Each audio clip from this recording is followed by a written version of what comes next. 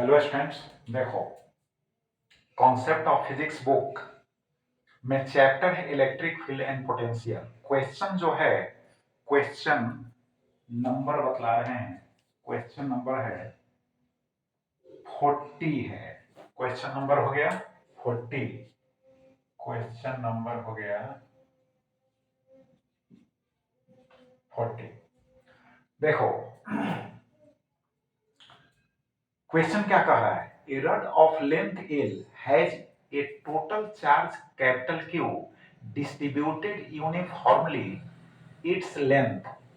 अब length L होना चाहिए, लेंथ का यहाँ तो लिखा ही हुआ है तो फिर अगेन लिखने की जरूरी नहीं है।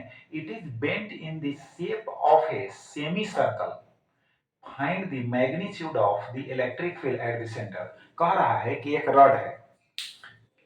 रड है जिसका लेंथ जो है कैपिटल एल है और कैपिटल क्यू चार्ज जो है, पॉजिटिव चार्ज इसको समझिए, कैपिटल क्यू चार्ज जो है यूनिफॉर्मली डिस्ट्रीब्यूटेड है। क्लियर। अब इसको क्या करता है कि इस रड को मोड़कर, है ना, सेमी सर्कल बनाता है। और जब सेमी सर्कल बनकर तैयार हो जाता है तो उसके सेंटर पर जो है कहता है कि इलेक्ट्रिक फील्ड का वैल्यू अर्थात मैग्नीट्यूड फाइंड आउट करो। नाइस क्वेश्चन है। तो चलो इस तरह के क्वेश्चन का मैंने बेस जो है स्ट्रॉन्ग कर दिया है इसके पहले वाले वीडियो में। अब देखो अगर उस सॉल्यूशन को याद रखोगे तो ये क्वेश्चन जो है चुटकी में सॉल्व हो जाएगा। अब देखो तो सबसे पहले हम फिगर बनाते हैं।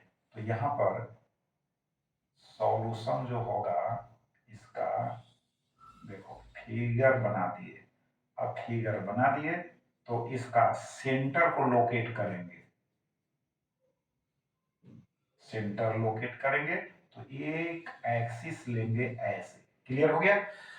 यह वाई एक्सिस हो गया। बात समझ गए। वाई एक्सिस हो गया। ठीक। अब यहां पर चार्ज है, डिस्ट्रीब्यूटेड है, यूनिफॉर्मली डिस्ट्रीब्यूटेड है।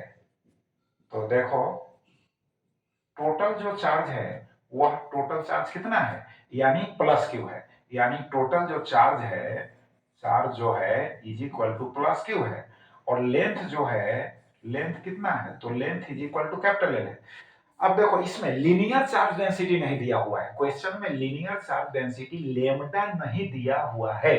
तो कैसे हम इसके पहले जो बेस इसका हम स्ट्रॉन्ग किए हैं उस सॉल्यूशन में तो लेमडा हम यूज किए हैं, तो पहले हम उस फॉर्मूला को यूज करेंगे, लिखेंगे। ठीक है।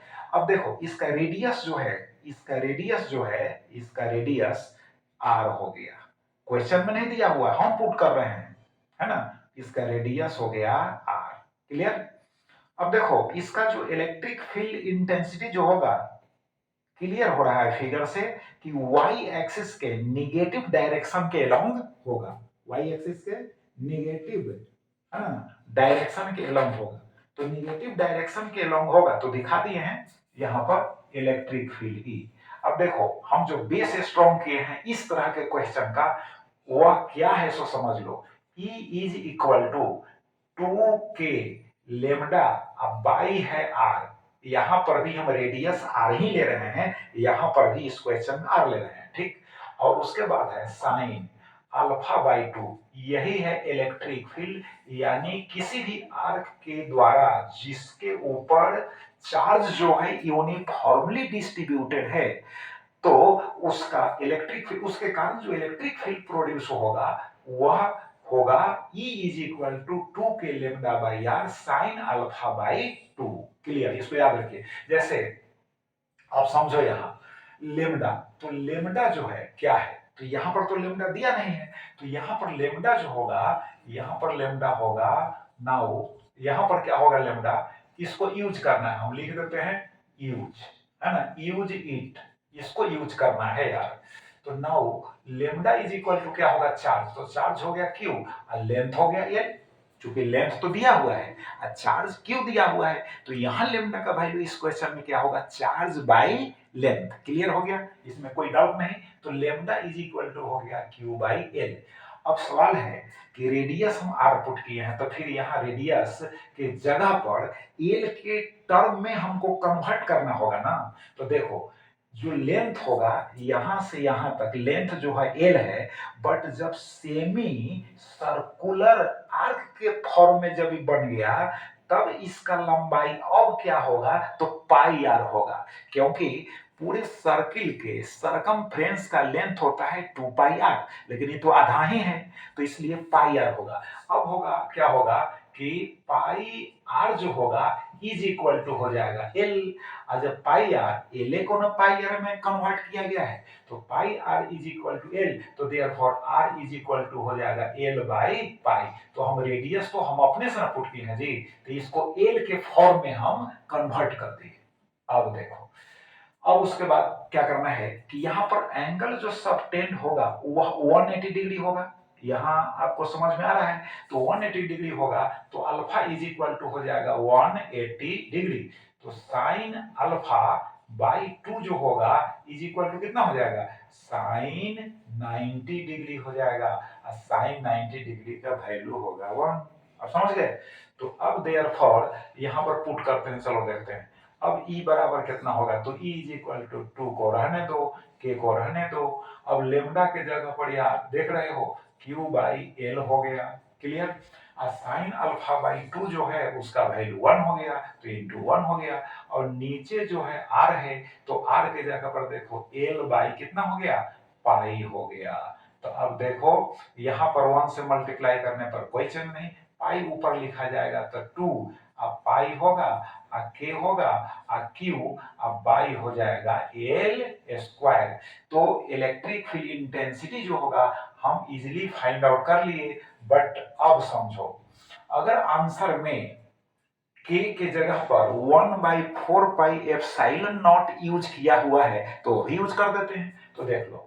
और लिख सकते हो ई इज इक्वल टू हो जाएगा 2 पाई इंटू के इज इक्वल टू होगा 1/4 पाई एप्सिलॉन नॉट, और यहाँ फिर क्यू बाई होगा एल स्क्वायर।